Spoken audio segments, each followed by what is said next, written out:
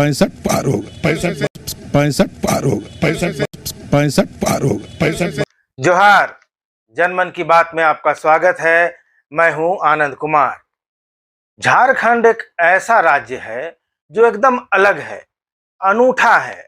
बाहर के राजनीतिक विश्लेषक या राजनीतिक पंडित इसे जानने का जितना भी दावा करें, यह उनको हमेशा ही लगभग गलत साबित कर देता है।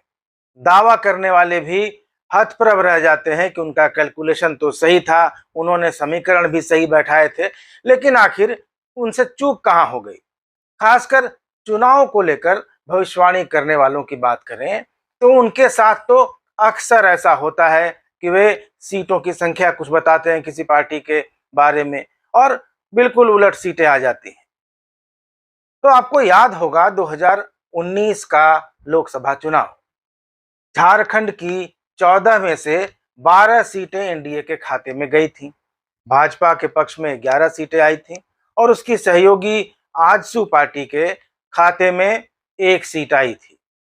झारखंड के 14 लोकसभा निर्वाचन क्षेत्रों में पड़ने वाली कुल 81 विधानसभा सीटों में से 70 पर बीजेपी और आजसू को बढ़त मिली थी। सूबे के तत्कालीन मुख्यमंत्री थे रघुवर दास, जो कि बिल्कुल मोदी की सेकंड कॉपी बनते दिखाई दे रहे थे।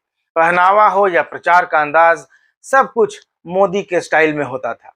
लोकसभा चुनाव के शानदार प्रदर्शन के बाद रघुवर दास का आत्मविश्वास चरम पर था और जल्दी ही यह अति आत्मविश्वास में तब्दील हो गया। झारखंड में 2019 की सर्दियों की शुरुआत हर घर रघुवर और अब की बार 65 पार के नारे के साथ हुई। पूरा राज्य वैसे ही रघुवर दास के चेहरे से अटा पड़ा था जैसे लोकसभा में मोदी का चेहरा हर जगह छाया था। सरकार और पार्टी दोनों को रघुवर दास एक ही चाबुक से हाँक रहे थे। चमचों ने चढ़ा दिया था कि अब की बार 65 पार होकर रहेगा और आप बहुमत के साथ लगातार 2 टर्म पूरा करके इतिहास रच देंगे। कुल मिलाकर रघुवर दास की ऐसी लार्जर देन लाइफ छवि रच दी गई थी कि खुद रघुवर उस स्टारडम का शिकार हो गए। भानु प्रताप शाही और शशिभूषण मेहता जैसे लोगों को विरोध के बावजूद पार्टी में लाए। इन पर संगीन आरोप थे। इसके अलावा 1 दर्जन सिटिंग विधायकों की टिकट काटकर उन्होंने अपने चहेतों में बांटे। नतीजा यह हुआ कि 10 सीटों पर, जिन 1 दर्जन विधायकों के टिकट कटे थे, उनमें 10 सीटों पर बीजेपी की हार हुई।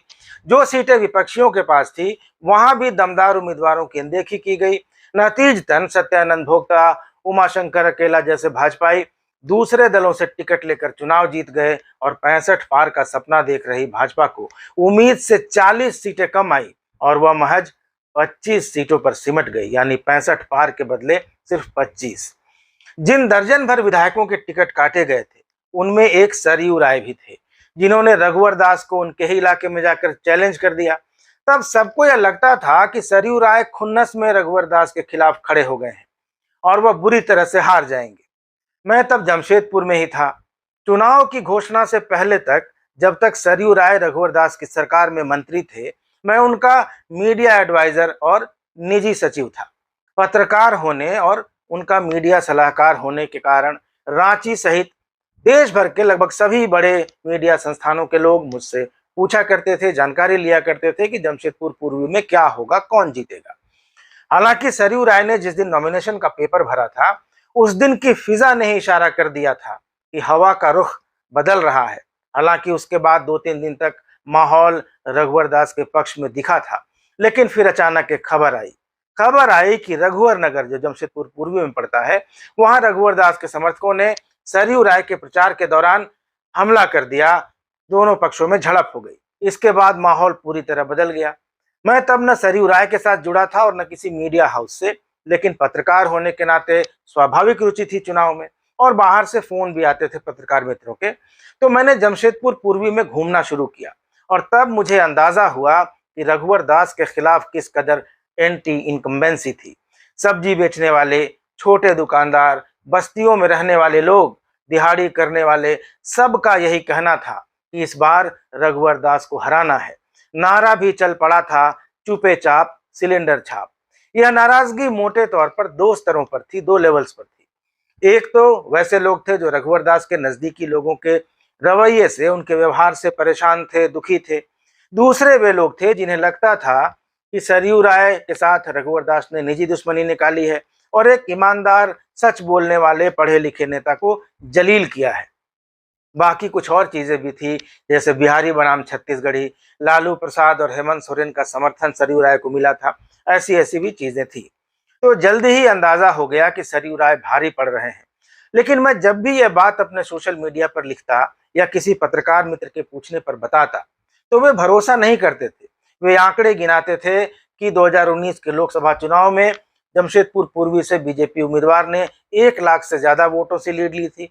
2014 में रघुवर दास 70,000 वोटों के मार्जिन से जीते थे। लेकिन जमीनी हकीकत बिल्कुल अलग थी। नतीजा आया तो सरयू राय 15,000 से ज्यादा वोटों से जीते। तो आपको इतनी लंबी कहानी सुनाने का मकसद सिर्फ इतना है कि जो लोग चुनावी भविष्यवाणी करते हैं, चुनावी आकलन करते हैं, झारखंड भारत के बाकी हिस्सों की तरह उतनी सपाट भूमि नहीं है जिसका इतनी आसानी से आकलन किया जा सके। अभी मैं 2 दिन पहले ट्विटर पर एक चुनावी भविष्यवाणी देख रहा था, पूर्वानुमान देख रहा था। न्यूज एरिना इंडिया नाम के एक ट्विटर हैंडल से यह भविष्यवाणी की गई थी। 1,40,000 फॉलोअर्स वाला यह हैंडल देखने ही से ही लग जाता है कि बीजेपी का माउथ पीस है। इसने भविष्यवाणी की है कि विधानसभा चुनाव 2024 में भाजपा गठबंधन को 52 सीटें मिलेंगी। झारखंड मुक्ति मोर्चा की अगुवाई वाले महागठबंधन को 28 सीटें दी गई हैं और 1 सीट अन्य के खाते में दी गई है। आगे लिखा गया है कि बीजेपी और आजसू मिलकर लड़ेंगे तो सीटों के संभावित बंटवारे के अनुमान पर बीजेपी को 42 सीटें और आजसू पार्टी को लगभग 10 सीटें मिलने की संभावना है। मगर क्या यह भविष्यवाणी करना इतना आसान है? भाजपा बेहतर से बेहतर कंडीशंस में भी, फेवरेबल कंडीशंस में भी कभी 40 सीटें भी नहीं ला पाई है। झारखंड विधानसभा के लिए 2014 में हुए चुनाव में बीजेपी ने 72 सीटों पर चुनाव लड़ा था। इसमें से 37 सीटों पर उसके प्रत्याशी जीते थे। आजसू 8 सीटों पर लड़ी थी और उसके 5 विधायक जीते थे। आजसू एकमात्र ऐसी पार्टी थी जिसके किसी भी उम्मीदवार की जमानत जब्त नहीं हुई थी। भाजपा के भी एक उम्मीदवार की जमानत तब जब्त हो गई थी। 2014 में झारखंड मुक्ति मोर्चा ने 79 यानी 79 सीटों पर प्रत्याशी उतारे थे। इनमें 19 सीटों पर उनके उम्मीदवार जीते थे। वहीं बाबूलाल मरांडी के झारखंड विकास मोर्चा ने 73 सीटों पर उम्मीदवार उतारे थे। जेवीएम के 55 उम्मीदवारों की जमानत जब्त हो गई थी। 8 प्रत्याशी जीत कर आए थे, उनमें से 6 को बाद में बीजेपी ने तोड़ लिया था और रघुवर दास की सरकार अपने दम पर बहुमत में आ गई थी।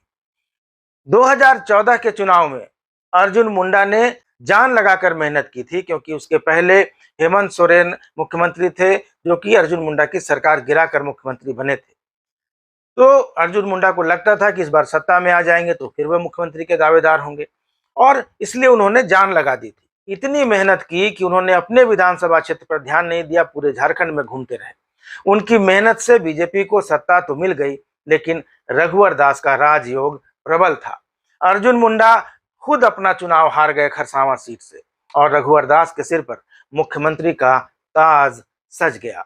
यह बात अलग है कि सत्ता का नशा रघुवर दास के सिर चढ़कर ऐसा बोला कि उन्होंने 2019 में भाजपा के साथ साथ अपनी भी दुर्गति करा ली। 2009 के विधानसभा चुनाव में भारतीय जनता पार्टी और जनता दल यूनाइटेड का गठबंधन था। भाजपा 67 सीटों यानी 67 सीटों पर लड़ी थी और उसे 18 सीटें आई थी। जदयू 14 सीटों पर लड़ा और मात्र 2 सीटें उसे मिली। आजसू उस समय अपने दम 54 सीटों पर चुनाव लड़ा था और उसे 5 सीटें मिली थी। जेएमएम ने अकेले 78 सीटों पर संघर्ष किया, चुनाव लड़ा और उसे बीजेपी के बराबर 18 सीटें आई थी। कांग्रेस और बाबूलाल मरांडी के झारखंड विकास मोर्चा प्रजातांत्रिक ने मिलकर चुनाव लड़ा। कांग्रेस 61 सीटों पर लड़ी और 14 में उसे जीत मिली। जेवीएम 25 सीटों पर लड़ा और 11 सीटों पर उसे जीत मिली, और यह बड़ी सफलता थी उस समय जेवीएम के लिए। इस चुनाव में लालू प्रसाद के राष्ट्रीय जनता दल को भी 5 सीटें आई थी। यह विधानसभा इस मायने में अनोखी थी कि इसमें 3 मुख्यमंत्री बने। शिबू सोरेन, अर्जुन मुंडा और हेमंत सोरेन 3 मुख्यमंत्री बने। इसी दौरान 2 बार राष्ट्रपति शासन भी लगा। इसके पहले 2005 में राज्य गठन के बाद पहली बार हुए चुनाव में बीजेपी ने 30 और जनता दल यूनाइटेड ने 6 सीटों पर जीत हासिल की थी और झारखंड मुक्ति मोर्चा ने 17 सीटें जीती थी, कांग्रेस ने 9 और आरजेडी ने 7 सीटों पर जीत दर्ज की थी। यानी भाजपा ने 2014 में जो 37 सीटें जीती थी वह आज तक का उसका बेस्ट परफॉर्मेंस है, सर्वश्रेष्ठ प्रदर्शन है। और आजसू का बेस्ट परफॉर्मेंस 5 सीटों का रहा है। तो कुल मिलाकर यह आंकड़ा 42 होता है, जो आंकड़ा बताया गया, आकलन किया गया 52 सीटों का, उससे 10 कम। तो न्यूज एरीना इंडिया का जो 52 सीटों का यह पूर्वानुमान है, ये किसी सर्वे पर आधारित है या उनके दिल का अरमान है, इसका तो मुझे पता नहीं है। लेकिन इतना पता है कि झारखंड की राजनीति इतनी कॉम्प्लेक्स है, इतनी जटिल है कि इस राज्य के गठन के 22 वर्षों में अब तक 11 मुख्यमंत्री बन चुके हैं, यानी हर दूसरे साल एक नया मुख्यमंत्री। हम जानते हैं कि झारखंड में 33 जनजातियां हैं, 32 जनजातियां थी राज्य बनने के समय, फिर एक अभिभोक्ता जनजाति का दर्जा दिया गया है और सबकी भाषा और आचार व्यवहार में अंतर है, फर्क है। इसके अलावा जातीय समीकरण कागज पर भले लोग आदिवासी, पिछड़ा और अगड़ा के रूप में देखते हों, लेकिन आदिवासियों में भी कई वर्ग हैं, कई समुदाय हैं।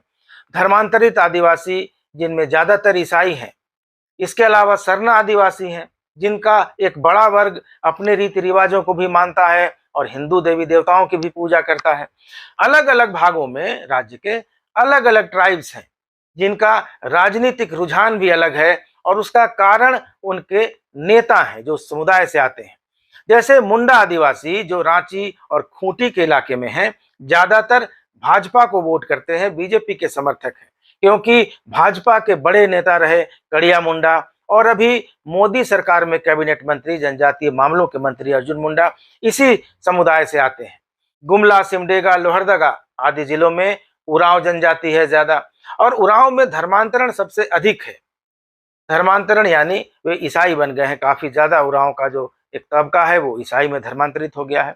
और ये वर्ग सामान्य रूप से कांग्रेस और जेएमएम को वोट करता है, क्योंकि दिग्गज कांग्रेसी नेता रहे कार्तिक उरांव के जमाने से ये उनके साथ है। इसके अलावा कांग्रेस नेता बंदी उरांव, रामेश्वर उरांव, बंधु तिर्की, सुखदेव भगत जैसे नेता उरांव जनजाति से आते हैं।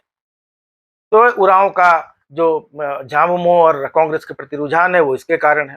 संथाल झारखंड की सबसे बड़ी जनजाति है और अधिकांश संथाल शिबू सोरेन को भगवान की तरह पूजते हैं। हालांकि भाजपा के फिलहाल सबसे बड़ा चेहरा जो है बाबूलाल मरांडी, वो भी संथाल जनजाति से आते हैं, लेकिन वे संथालों के नेता नहीं माने जाते। हालांकि संथालों में बीजेपी ने भी पैठ बनाई है और पिछले लोकसभा चुनाव में दुमका सीट से शिबू सोरेन को हार का सामना भी करना पड़ा था, लेकिन फिर भी संथाल परगना की सभी सुरक्षित जो आदिवासी सीटें हैं उन पर जेएमएम का ही कब्जा है। आदिवासियों के लिए झारखंड में विधानसभा की 28 सीटें आरक्षित हैं, रिजर्व हैं। इनमें से भाजपा के पास सिर्फ वही 2 सीटें हैं जो खूंटी जिले में हैं और जहां मुंडा जनजाति का वर्चस्व है। खूंटी और तोरपा सीटें बीजेपी के पास है। खूंटी से नीलकंठ सिंह मुंडा है और तोरपा से कोचे मुंडा विधायक है। तो ये आदिवासियों की बात थी। इसके बाद आते हैं कुड़मी समुदाय पर। कुड़मी फिलहाल आदिवासी स्टेटस मांग रहे हैं। बहुत बड़ी आबादी, मोटे तौर पर आर्थिक रूप से आदिवासियों की तुलना में ज्यादा संपन्न, पढ़े लिखे और राजनीतिक रूप से बेहद प्रभावी हैं कुड़मी। जेएमएम और आजसू की राजनीति में इनका काफी दबदबा है। भाजपा के पास फिलहाल कोई बड़ा कुड़मी यानी महतो नेता नहीं है। रामटहल चौधरी की विदाई के बाद जेएमएम से आयातित विद्युत वर्ण महतो ही बीजेपी का कुड़मी चेहरा है। हालांकि वे जमशेदपुर से सांसद हैं, लेकिन जन नेता या कुड़मी नेता के रूप में उनकी कोई व्यापक पहचान नहीं है। तो आजसू पर बीजेपी की निर्भरता कुड़मी वोटों के चलते ही रहेगी। इसके अलावा झारखंड में बसे बिहारी भी कई सीटों पर प्रभावी भूमिका निभाते हैं और झारखंड में तथाकथित बाहरी लोगों को छोड़कर जो बिहार और दूसरे राज्यों के हैं, ज्यादातर बीजेपी के समर्थक माने जाते हैं, बीजेपी का कैडर वोट माना जाता है।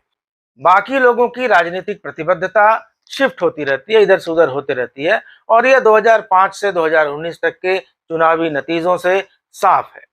उस पर आज की बात करें तो बीजेपी पहले की तुलना में बेहद कमजोर और बिखरी हुई नजर आती है। भाजपा के सबसे बड़े खेवनहार रहे अर्जुन मुंडा राज्य की राजनीति से बाहर है, वे संकट मोचक रहे। बाबूलाल मरांडी 14 साल बीजेपी में बाहर रहने के बाद 2 साल पहले लौटे हैं, इसलिए वे पार्टी के साथ साथ जनता का भरोसा जीतने के लिए भरसक कोशिश कर रहे हैं, बहुत मेहनत कर रहे हैं। रघुवर दास अलोकप्रिय हो चुके हैं कुछ हद तक, और इनके अलावा कोई चौथा नेता झारखंड भाजपा के पास नहीं है जो पार्टी की नैया पार लगाए। ऐसे में बीजेपी के पास मोदी के चेहरे पर चुनाव लड़ने के अलावा कोई दूसरा रास्ता नहीं है। गुटों में बटी हुई भाजपा के सामने एक फायदा यह भी है कि हेमंत सोरेन सरकार से भी जनता का भरोसा उठ रहा है, जनता का विश्वास डिग रहा है। झारखंड फिलहाल भ्रष्टाचार और गुंडा राज से करा रहा है। छात्र और युवा वर्ग बेरोजगारी से त्रस्त है और अब खतियान समर्थक युवा राजनीति में आने को तैयार हैं, उन्होंने ऐलान कर दिया है। झारखंड में विधानसभा चुनाव के पहले लोकसभा के चुनाव होंगे, इसमें मोदी की असली परीक्षा होगी। झारखंड में बीजेपी ने अगर अपना पिछला प्रदर्शन दोहराया यानी 12 सीटें ले आई या उससे बेहतर किया तो भाजपा में विधानसभा चुनाव में अच्छे प्रदर्शन का उत्साह पैदा होगा, एनर्जी आएगी। लेकिन लोकसभा में प्रदर्शन गड़बड़ाया तो विधानसभा की राह भी मुश्किल हो जाएगी। ऐसी हालत में न्यूज एरीना इंडिया या दूसरे ऐसे लोग जो 52 सीटों का पूर्वानुमान लगा रहे हैं या भाजपा के बहुमत में आने की आशा जता रहे हैं, वो पूर्वानुमान, वो उनका आकलन, वो उनकी उम्मीद हकीकत में तब्दील होगी या नहीं, यह तो समय ही बताएगा। लेकिन फिलहाल झारखंड की जो स्थिति है इसमें ये कहीं नहीं कहा जा सकता कि अकेले दम बीजेपी बहुमत ला रही है या झारखंड मुक्ति मोर्चा का गठबंधन बहुमत ला रहा है। ये वीडियो कैसा लगा कमेंट करके जरूर बताइएगा। मिलेंगे अगले वीडियो में, तब तक इजाजत दीजिए। चैनल को जरूर सब्सक्राइब कर लीजिए, वीडियोस को लाइक और शेयर कीजिए और कमेंट करके अपनी प्रतिक्रिया मुझे बताते रहिए। धन्यवाद, नमस्कार।